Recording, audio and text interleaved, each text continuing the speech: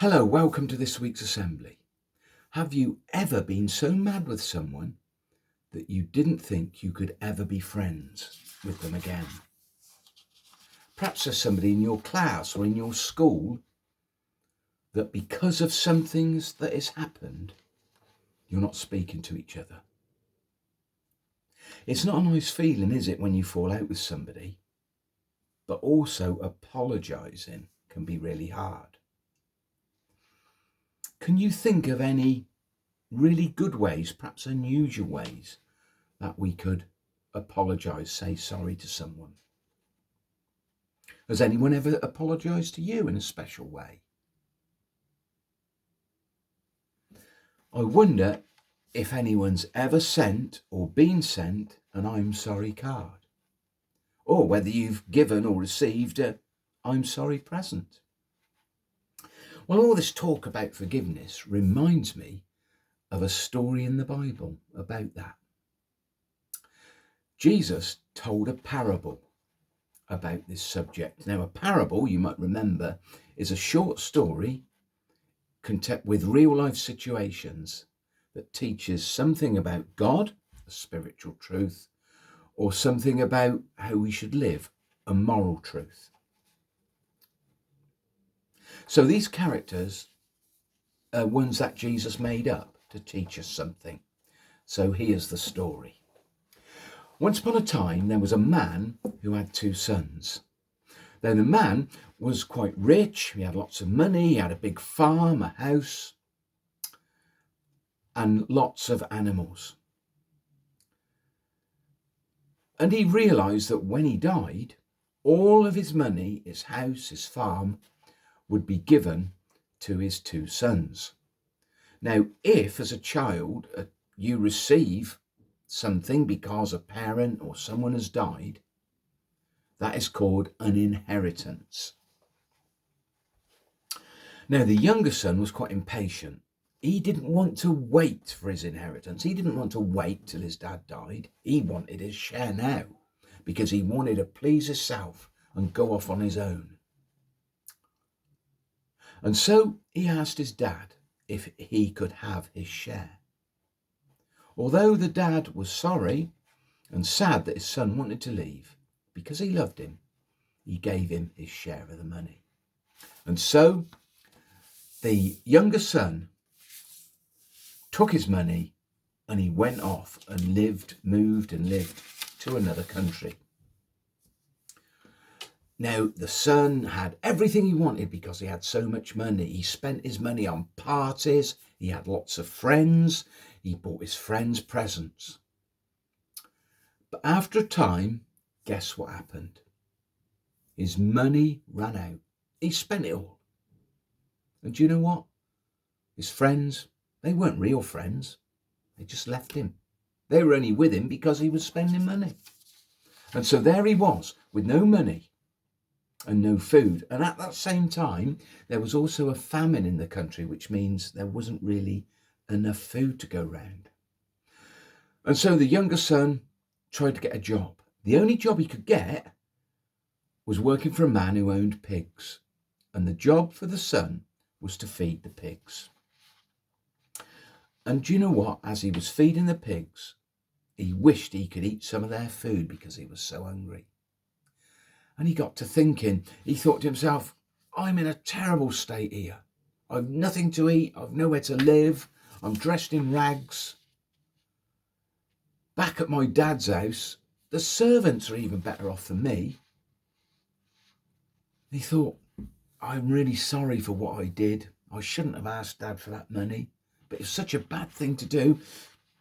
Oh, he'll never forgive me. I know, he said, as he thought to himself, what I'll do, I'll go back, apologise to Dad, and say I'm not worthy to be called your son, but please let me come and live as one of your servants and I'll work for you. And so that is what he did. He started the long journey home.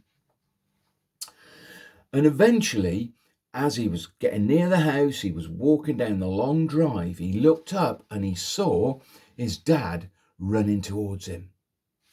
He wondered what his dad was going to say. But as his dad came towards him, the son spoke first and said, Dad, I'm sorry. I'm sorry. I'm not worthy even to be called your son. Please forgive me, but let me come and work as a servant in your house. And the dad gave him a massive hug and said, don't be silly. You'll always be my son and you always will. Of course, I forgive you and you're still my son. You're not going to be a servant. And the younger son couldn't believe it. But his dad gave him 3 things. He gave him a robe to put on, a new robe, a ring on his finger, which showed he was still part of the family, and some special sandals for his feet. And the dad said to some of the servants, let's have a big party to celebrate the lost son coming home. And so that's what they did. And dad and younger son were happy. But the older son was not. He was angry and a bit jealous. He refused to go into the party. He wouldn't join in. So his dad went outside to him. And the older son was stomping up and down, raising his voice. He was saying, I can't understand this, Dad. I've stayed here. I worked for you all these years. I haven't wasted all your money like this stupid brother of mine. And yet you give him a party. You've never given me a party. Yet all this time I've been working for you, living here. Son, the dad said, calm down. Of course I love you. I always love you. But your brother was lost and is found. I thought he was dead, but now he's alive again. And I'm really pleased to be happy about that. Can we all please be happy together? Now, do you remember that I said at the start of the story that a parable teaches something about what God is like? So it isn't just a story about a nice father and 2 sons. It's teaching us about God. So which character in the story do you think represents God? Yes, you're right. It's the dad. Now here's a difficult one. Quick bit of thinking. Can you think of 5 words that describe the father in the story? I'll give you a few seconds. Here are my 5. You might have got some the same, you might have got different ones. Loving, generous, patient, forgiving, and welcoming. And so Jesus is saying that's what God is like. He loves us, he's willing to forgive us, he's welcoming, he's patient, and he's generous. But what about the other characters? Who do you think the younger, wasteful son is like? The runaway son. Well, the truth is, all of us can be like the younger son sometimes. We sometimes do things wrong and we need to say sorry and ask for forgiveness. And the amazing thing about the dad in the story is he runs out to the son and he's ready to forgive him. And the Bible teaches that when we do wrong things, if we say sorry to God, even though we might think God won't forgive us, he will. When we say sorry to God, he's happy about that because he loves us and he always wants us to do the right things. What about the older son? Well, that can be us as well, can't it? Sometimes we don't want to forgive other people. We'd rather be angry and sulk and criticise and think we're better than other people. But again, the father goes out to the son and tells him that he loves him and he wants to share everything he has with him as well, and he wants him to forgive his brother. So, to recap, the parable teaches that God loves you and me, and if we do anything wrong and we say sorry, God will forgive us. And also, it challenges us, are we willing to forgive other people? I wonder if there's anything you've done that you know is wrong that you'd like to say sorry to God for. If you do, let's have a little prayer now. I'll say a very short prayer, and if you want to make it your prayer, you can say amen. Dear God, I'm sorry for things that I've done wrong recently. And if there's anything you're thinking about, just think it up to God. I'm sorry for these things. Please forgive me. Thank you for forgiving me. Amen. Now, before we have our quiz, I've got a this week's challenge. Difficult one. A challenge for you this week. Think of one person you need to say sorry to. Think of them. And think of one person that you need to forgive.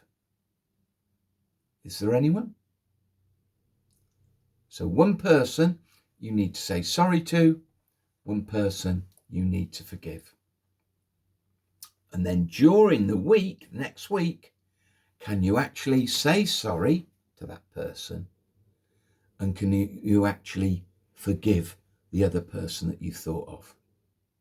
And then when you see me, you can tell me how you got on with that. Okay, here's our quiz then. 9 questions this week. I think they're not too difficult, but see how you get on. Question 1. A parable is a short story involving real life situations that teaches us what? Or what does it teach us about? Number 2. How many sons did the dad have in the story? Number 3. What did the son ask his dad for? Number 4. The younger son moved to another country. What happened to all the money? Number 5. What job did the younger son get?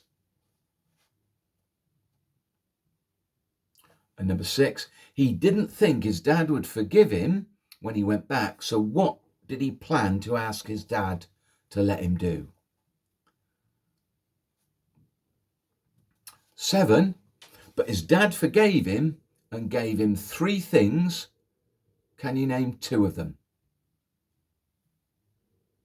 Well, you might say 4 things actually, but say 2 of them. And number 8, how did the elder brother feel at the end of the story? And number 9, did the dad love both the sons? Okay, let's whip through the answers then. A parable is a short story about real life situations. It teaches us about God or about how we should live, spiritual or moral. So something about God, something about how to live. One of those is the right answer.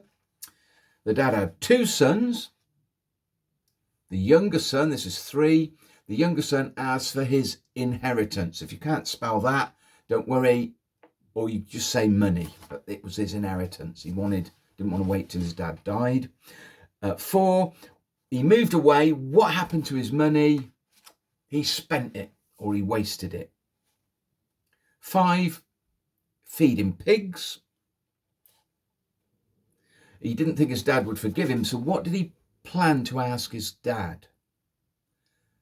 To be a servant or to work for his dad? That's the answer. His dad gave him, 4 things: a robe, a ring, sandals, and a party. So 2 of those. The elder brother felt angry, didn't he? Angry or jealous, either of those. And 9, did the dad love both the sons? The answer is yes. Okay, I hope you liked this week's assembly. And I hope you like that story. Take care and I hope to see you soon. Good luck with your challenge for this week. Bye. Bye.